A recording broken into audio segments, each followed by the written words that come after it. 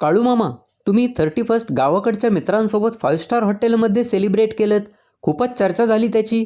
काय सांगाल त्याबद्दल? त्याचं कसं आहे ना पत्रकार साहेब, 31st एक निमित्त होतं. तसं आपलं नवीन वर्ष पाडव्यालाच.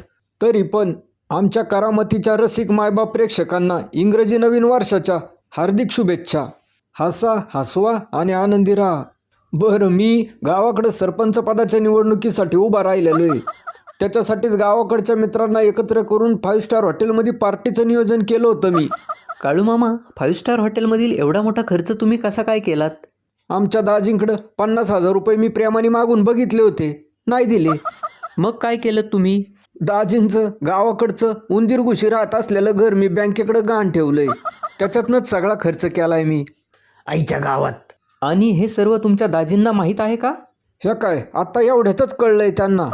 हाय का आता बया